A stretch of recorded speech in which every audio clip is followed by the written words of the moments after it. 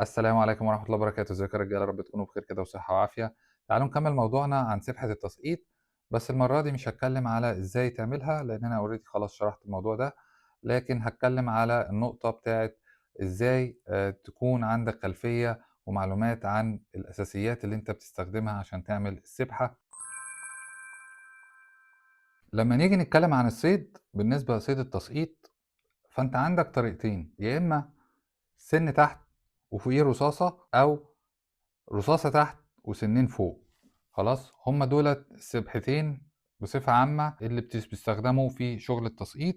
انت يا اما هتصطاد بلنسة اللي هي دي، او هتصطاد بمكنة. سواء اصطدت باللنسة او بالمكنة فالاتنين السبحة بتاعتهم واحدة، مفيش اي اختلاف عليهم. تعالوا الاول ايه، نحط دول على جنب ونشوف ايه الادوات اللي بتستخدم في عمل السبحة، وندي نبذة كده عن المعايير المناسبة والمقاسات المناسبة لما تيجي تعمل السبحة بتاعتك. اول حاجة عندك بكرتين الخيط. انا قصدي اعمل اللونين دولت عشان بس المعلومة تثبت في دماغك، لكن انت لما هتروح تشتري البكرتين دولت هتبقى نفس اللون، ويفضل ان يكون لونهم شفاف. في واحدة بتبقى الشعر الأساسي، تمام، اللي هو بيبقى مربوط فيه الرصاصة من طرف والطرف التاني مربوط في المدور، اللي هو الخيط الأساسي اللي جاي من المكنة أو اللينسة، تمام. والبكرة التانية اللي أنت بتربط بيها السنون، وبنقول عليه ترميل أو بنقول عليه وش. طبعا البكرة الرئيسية اللي هي بتبقى الخيط الأساسي بتاع السبحة بيكون سمكته تمام ومقاسه أكبر من البكرة الصغيرة، والبكرة دي ساعتها بنقول عليها بكرة الترميل، تمام. مثلا أنت عندك البكرة الأساسية اللي هو الخيط الأساسي بتاع السبحة دوت بيبقى مقاساته تقريبا يا 40 في الملي يا إما 50 في الملي أو 60 في الملي، ما بيبقاش أكتر من كده، تمام. ده أقصى حاجة، حسب بقى أنت هتشتغل على أنهي عمق وحسب السمك اللي أنت بتستهدفه. وبالتالي بكرة الترميل بتبقى أقل من الشعر الأساسي اللي هو بيبقى الوش، وبيكون أقل درجة. فمثلا لو احنا قلنا دي 40 فدي تبقى 35، لو قلنا دي 50 تبقى دي 40 أو 45، 60 تبقى 50 أو 45. فهم دولت البكرتين. الهدف من اختلاف المقاسات لما تيجي توعر، تمام، يبقى الشعر الترميل أضعف من الشعر الأساسي، فساعتها تقدر تكسر السن بس، أحسن من إن أنت تكسر السبحة كلها. لكن بعض الناس ساعات بتستخدم بكرة خيط واحدة وهي طالعة تصطاد، بحيث إن تكون السبحة قوية، فبيبقى الخيط الأساسي وخيط الترميل أو الوش بيكونوا بنفس المقاس ونفس القوة، تمام. ده بالنسبة للبكرات. بعد كده عندك السنون، تمام، أو الخطاف أو الجلب، حسب المسمى اللي أنت عارفه أو بتسمعه. أنت عندك بالنسبة للرصاصة اللي تحت والسنين فوق بتستخدم المقاسات دي اللي هو 01 و02 و03. 01 ده المقاس الكبير، 02 يليه الأصغر منه، 03 ده الصغير. أنا حاطط لكم هنا نوعين مختلفين، نفس القريبين مقاسات من بعض بس الشكل مختلف لأن هما شركات مختلفة. الصغير دوت اللي هو 03 بتشتغل بيه على الدريني والحريد والبونجز والكلام ده كله، حتى هتلاقي مقاسها لا يتجاوز العقلة، تمام. يليه بعد كده لو هتستهدف أسماك أكبر هتخش على 02، وبعد كده 01 يعتبر ده السن الأمثل وأغلب الصيادين بيحبوه. وفي ممكن من وقت من الأوقات يضرب معاك سمك كبير لو الخيط ذو جودة عالية والسن ذو جودة عالية وعدتك مظبوطة هتطلعها، مفيش مشكلة، وساعتها ده هيبقى رزقك ونصيبك. خلاص. لو جينا للسنون ديت اللي هي بكرش، ماشي، شايفينها؟ السنون اللي بكرش دي بتستخدم في المرجان. طبعا برضو المقاسات مختلفة حسب حجم السمك اللي انت بتستهدفه. ده بالنسبة لو الرصاصة تحت والسنين فوق. خلاص، هيجي معاهم ايه؟ هيجي معاهم ان انت بتستخدم المدور، تمام. يا اما هتستخدم المدور ده الشكل دوت، بيبقى طرف اللي فوق دوت مربوط في الخيط الاساسي اللي جاي من المكنة، وبيبقى فيه هنا زي مشبك. خلاص، بتفكه بتفكه بالطريقة دي، ويا دوبك تدخل السبحة بتاعتك وبعدين ترجع تقفل تاني خلاص. يا اما شكل المدور حلقتين، حلقة بتتربط في الخيط الاساسي اللي جاي من المكنة، والحلقة التانية بيتربط فيها الجزء بتاع السبحة، الطرف بتاع السبحة. بالنسبة للمداور شايفين، يفضل انك تجيب المقاسات المناسبة، بلاش المقاس الكبير دوت. انا عارف ان انتوا بتعملوا المداور الكبيرة عشان تسهلوا على نفسكم فكرة ان المدور لما تيجي تلم ما يعديش من اول حلقة بتاعة القصبة والسبحة تخش جوه البوصة، فبالتالي انت بتحط ديت عشان ترد عليها. بس هنحاول ما نعالجش مشكلة بان احنا نعمل مشكلة تانية. انت ممكن تواجه مشكلتين. المشكلة الأولانية إن المدور الكبير ده ممكن يكسر لك السيراميك بتاع الحلقة، تمام، أو الدبلة بتاعتك ممكن تتكسر خلاص، بتاعة السنارة اللي هي بتبقى أول دبلة في القصبة، تمام. المشكلة التانية، لو أنت سرح منك الخيط أو التيار حامي والخيط ده كله نزل في القاع تحت، ممكن المدور الكبير دوت يوعر تحت في الشعبة، فأنت في الحالة ديت خسرت السن والرصاص والسبحة كلها، تمام. آه لكن بعض الأحيان، تمام، لكن بعض الأحيان بتضطر تستخدم المدور الكبير في حالة إن أنت عايز تتجنب لعبكة الخيط خلاص والتيار قوي. فأنت في الحالة دي بتنزل بالمدور الكبير وتقل الرصاصة بتاعتك عشان يعمل عملية توازن للسبحة، والسبحة تفضل مفرودة. فأنت هي دي الحالة الوحيدة اللي أنا ممكن أقدر أستخدم فيها المدور الكبير.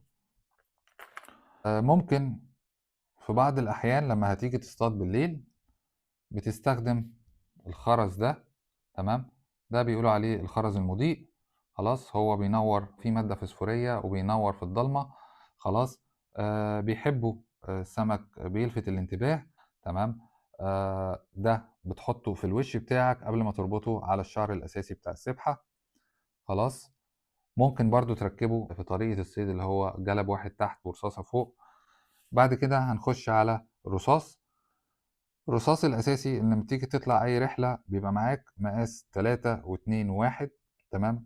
1 اللي هو 100 جرام، 2 اللي هو 80، و3 اللي هو 60 جرام. دولت مش بيخلوا من عدتك، تمام. ممكن تزود وممكن تقلل، مفيش مشكلة طبعا، حسب التيار وحسب العمق وحسب انت عارف هتطلع تشتغل على ايه. بس دولت ما بيخلوش من الشنطة، ممكن يحلوا لك مشكلة ان لو الرصاص محتاجه يبقى تقيل هتزود عدد الرصاص دوت. لو انت محتاج رصاص قليل فانت بتلاقي المقاس المناسب المتوسط. لكن عايز تقلل من كده دي بتبقى حاجة ترجع لك وحاجة بتبقى انت عارفها. في حالة ان لو القاع او انت بتشتغل على عمق 10 15 متر حاجة زي كده، فانت ممكن تقلل عن المقاسات دي. لكن دي المقاسات الرئيسية أو الشائعة اللي دايما بتبقى معاك. يا إما بتجيب شريط الرصاص أو قشرة الرصاص، دي بتكون عبارة عن الشكل شريط بالمنظر ده، وتبتدي تلف على الخيط بتاعك لغاية ما تاخد الوزن اللي يناسبك، وبعدين تقطع وبعد كده تضغط بالزرادية خلاص. لو جينا اتكلمنا على التسقيط بسن تحت ورصاصة فوق، ففي الحالة دي بنخش على السنون الكبيرة، وهنا المسمى بيختلف وبنقول عليه جلب خلاص. بيبقى شكل ده الجلب البلدي، تمام، بتاعنا. المقاسات عندك من مقاس 5 وانت نازل لحد مقاس 8. 5 ده أكبر حاجة و8 ده أصغر حاجة، وأفضل مقاس ليهم في الاستخدام ال6 وال7 وال8. وأنا عن نفسي بفضل مقاس 7، لأن أنت بتقدر لو في سمك حجمه متوسط هتقدر تطلعه بيها، ولو في سمك كبير هتعرف برضو إيه تتعامل معاه وهيستحمل إيه الضغط. لو أنت داخل على أسماك كبيرة جدا وعارف إنك رايح في منطقة فيها سمك كبير، ساعتها هتستخدم ال6 وال5. بغض النظر بقى عن نهاية السلاح، لو مبطط أو ذو حلقة مفيش مشكلة خالص، تمام. ممكن تزود لو أنت عايز أكتر كمان، وبيبقوا أحجامهم كبيرة لأن أنت بتحط لعفة محترمة على الجلب دوت. خلاص، فمش هينفع تقدر تحط لعفة محترمة على السنون الصغيرة دي. تمام. آخر حاجة بيبقى معاك الفل دوت، بتجيبه من عند أي محل أدوات الصيد. ممكن وأنت قاعد في البيت قبل ما تطلع الرحلة بتبقى عامل لك كذا سبحة بكذا مقاس، وممكن كذا سبحة بنفس المقاس لو أنت عارف أنت رايح تشتغل على إيه، وتربطهم وتلفهم على الفلة دي.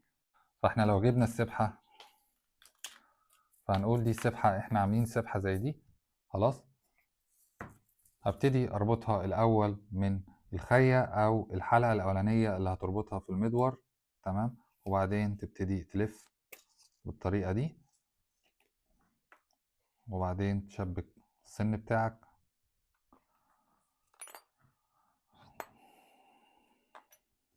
وبعدين تكمل لف، وبعدين ترجع تشبك السن بتاعك. وفي الاخر خالص بعد ما تعمل السبحة بتاعتك وتربطها على الفلة، تجيب استك وتأمن عشان بس الرصاصة ما تقعش.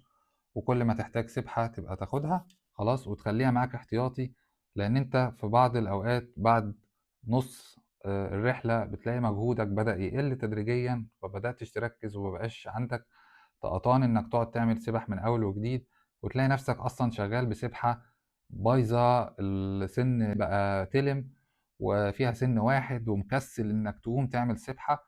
ده غصب عنك طبعا، لان انت خلاص فقدت معظم طاقتك. فيبقى خلي معاك الحاجات دي هتسهل عليك. وبرضو لو انت عامل وشوش، تمام، او عامل ترميل مرمل وش، تمام، الوش اللي هو ده خلاص احنا بنقول عليه وش مترمل، وش السن مربوط في الخيط اللي بتستخدمه في السبحة معاك. او لو السبحة مثلا في سن منها اتقطع بتاخد منها على طول بتربطه في السبحة وتكمل صيدك.